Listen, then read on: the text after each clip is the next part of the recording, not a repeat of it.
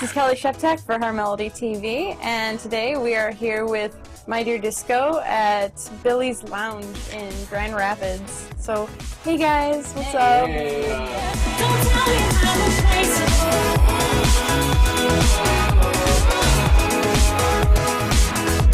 Don't tell me I'm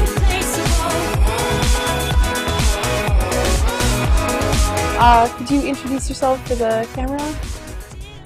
Yeah, I'm Joe Dart, I play bass. I'm Bob Lester, I play guitar. I'm Michelle Chamuel and I sing. This is Wind. I'm Tyler Duncan. I'm Mud Warrior, synthesizer and bagpiper. This is Charlie. I'm Mike Shea and I play drums and cymbals. Rock on. Oh. You have lots of friends. We're your I friends. love you. Sort of. My friends. Charlie's your friend. I don't have any friends. Okay. You do now! Yes! Seven. Yes! I'm the coolest person now. So, you guys formed when you were all music students at U of M? Like, what specific areas were you studying? Well, Michelle and I were studying music technology and Jazz. Classical percussion performance. Jazz, but I'm sort of the new guy. Wasn't there when the band started. He's What part is of the new here formation. now? we call him Youngblood. Youngblood. Right on. We're going into a new split wing offense here with Joe. Change it up to a West Coast offense. It got me out wide. So, he's flying. What's the origin of the name My Dear Disco? It came from Bob Lester's brain, and it's the name of a song that he wrote the track to, and we were in classes at the time, and Bob approached me and was like, "Yo, do you want to write on this?" And I did, and I didn't know what he meant by it, but apparently it's a reference to Matthew Deere. It's a tribute to him. I don't know, so. Yeah, he's like an electronic music producer from Ann Arbor, but now playing all over the world. I'm just a big fan of his and kind of wrote the song thinking about him a lot. And I didn't know that, so I thought it was about, I had interpreted it differently. But anyway, that doesn't matter. So Toolbox was the band at the time, and I guested with them, and then we needed a new name, and so we voted on it and took the name My Dear Disco. We had a kind of came down to the wire. We had to choose our name. We were playing a show, and because it went from an instrumental band to a band with a vocalist, we decided this is not appropriate to be called Toolbox anymore. And there was a band called Toolbox that wasn't our style already on iTunes. They might be watching, and we appreciate that you guys are called Toolbox. That's great. Hi, Toolbox. But we decided to change the name like the day before we had to print flyers. It was like, okay, we had so many different names that we were going through, and bad ones, really bad. Home Bop. Bop is Home Bop. probably Home Bop was one of the the worst. favorite of the worst.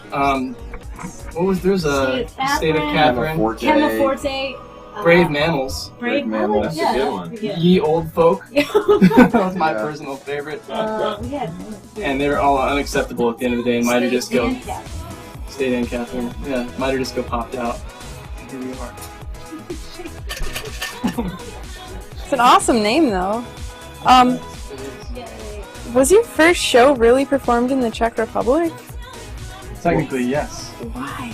Why so far away? Like, most people debut, like, really close to home, and you guys are like, let's just go to the other end of the world. And Well, it China was booked, right? We tried to get into China, but they were full. They didn't have any openings. too many people. Yeah. We were originally going to do a cross-country run and just perform a show every night running across the country, but that didn't work out either because we got tired after the first day. So Czech Republic just seemed like the next good option. I actually performed in a castle courtyard in Moravia, and where beer is cheaper than water. It was 18 cents for a cup of beer, which is fun. I'm still going to Czech Republic. Yeah, Yeah. make a point of it. Check it. It's way better than running across the country. Check Yeah. it out. Is the beer there pretty awesome? Yes. Unreal. Any favorites? Harold. Harold. Harold. Yeah. Amazing stuff. 500-year-old brewery owned by a friend of ours, family friend. Friends of the family is our friend. Dance Think was mixed by Mark Saunders, who worked with David Bowie and The Cure. What was that like? Like, did you go to Manhattan, or was it just... We were in, a lot of it was kind of done with the aid of the internet, and eventually we did make a trip to hang out with him in his studio, which was everything was gold plated, which was unusual, I thought. Nice touch. Yeah. But it definitely, I think, Nice helped touch. create a certain focus. You know? Not too gaudy. No, No. it was tasteful. Very tasteful. Just enough pink to make it still tasteful. Were there people served on platters? People. Yeah. That's Well, just we one got of these. them. You brought back friends, okay. It was cool though. It was sweet to be in the studio, and a lot of the mixing was done by these two, but 3 of the tracks on the album were with the assistance of Mark Saunders, and it was really cool to hear his take on it and like how he made something dancier versus the insane amount of time that was spent on our end and their ends to make that happen. He also, remember, he had some good feedback on certain sections sounding like walking into a garage center on a Saturday afternoon. Garage center, guitar center. Yeah. What kind of gear do you use? Because, Bob, do you use a Parker Fly? Yeah, I love that guitar. It's actually like the first guitar I ever bought. Of like, you know, I had a hand-me-down and I was like, I need to get a guitar. And I'm just kind of like a techie a little bit, and I think like Parker is really, it's a lot more than that, but for me there's also like a lot of attractive aspects of how it was like utilized some cool technology to just make it a really ideal guitar. It's very light, feels super comfortable. I can play it every night and I do not get sick of it. He gets so much cred too. There's some people on the road Yeah. who are like, whoa, Parker. Yeah, No Cool. way. Yeah, you don't see a lot of people playing Parkers. So it's got rocks. Jesus out of it. Takes it to its fullest limits. If there's any bejesus in my Parker at the end of the night, I'm very upset. Show me. Win. Win! Stop it. Stop! He's lonely. He And- loves Bob. you play bagpipes. How did that start? Like, what was the inspiration? Like, I should take a bagpipe playing. Scrooge McDuck. In all honesty, that's not even a joke. Scrooge McDuck inspired me as a kid, and it's the truth. I believe you. Yeah. I just thought you made Doesn't that. mean it's not. And that just kind of started the whole obsession, and that was my first instrument. And the origins of the band kind of started from bagpipes and evolved from there. That was like the starting point, really. And now it's come full circle, and bagpipes are kind of being introduced in different ways now. But bagpipes were like my first musical instrument and introduction to music, and I was really into wrestling before I was into bagpipes. Bagpipes Also plays pretty evident wrestling. in our music. Yeah, wrestling Oh, comes it's out quite a Wrestling bit. influence. Which I've been challenging Macho Man in all of our interviews, and he's never showed up to a show, which tells me he's scared. I would be too. Where you at? I don't fight people who play bagpipes. It's just a rule. Like, That's Why? Very That's much. kind of how the whole premise of bagpipes to begin with. When shows, Much easier I know to you play. like to think you're wrestling people with your bagpipe. Exactly. You're shouting it. Yeah, Plan.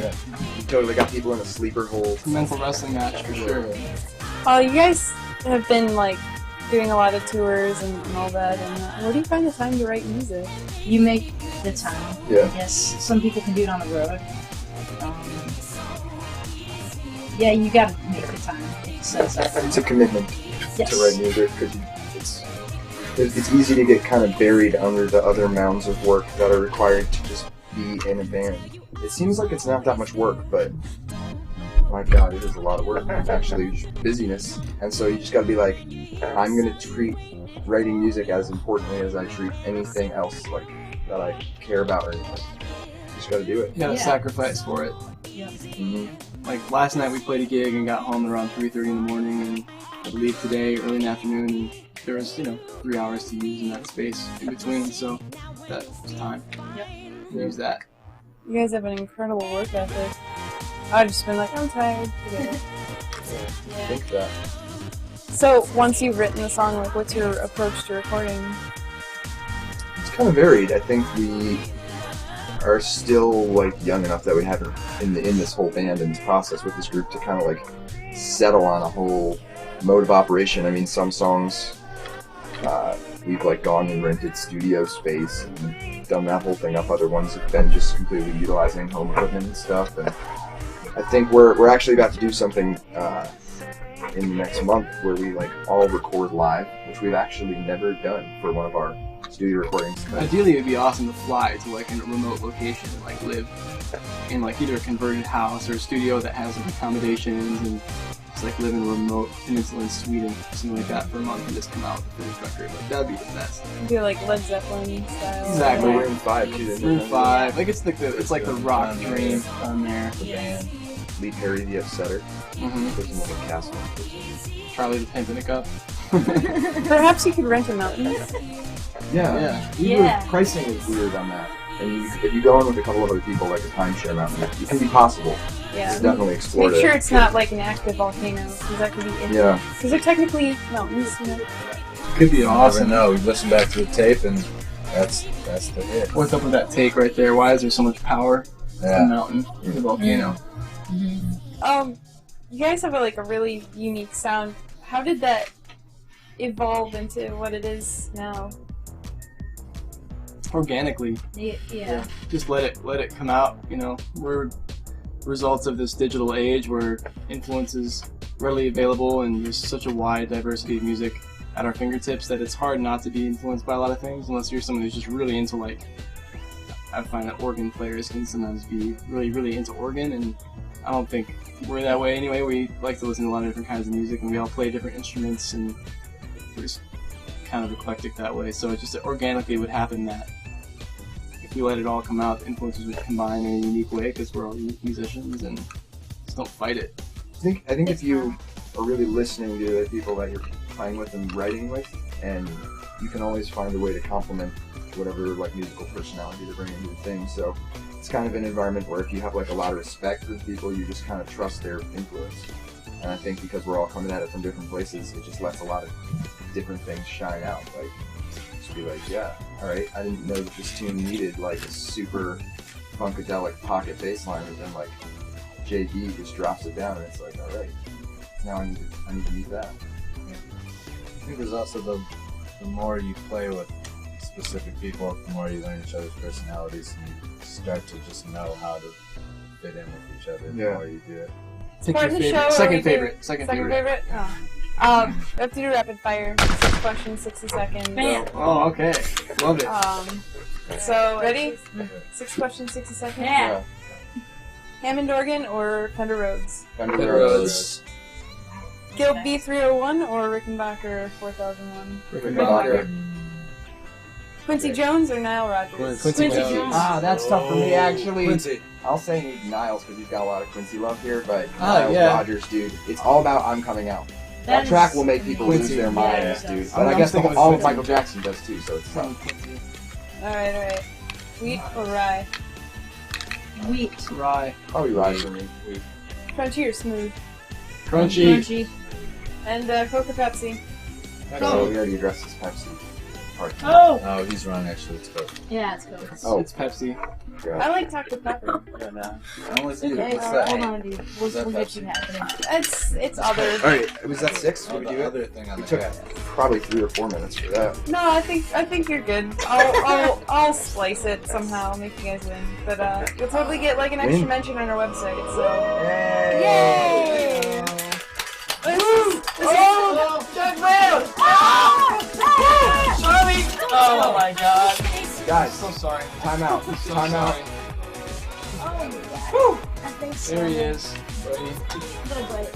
Little bit. Anyway, this is totally a lot of fun. I really appreciate you guys doing this interview. Yeah. And you can check out My Dear Disco at dancethink.com. And thanks again for joining us. I'm Kelly Sheptak for Harmelody TV, and Casey and Andrea, back to you. Tell me that you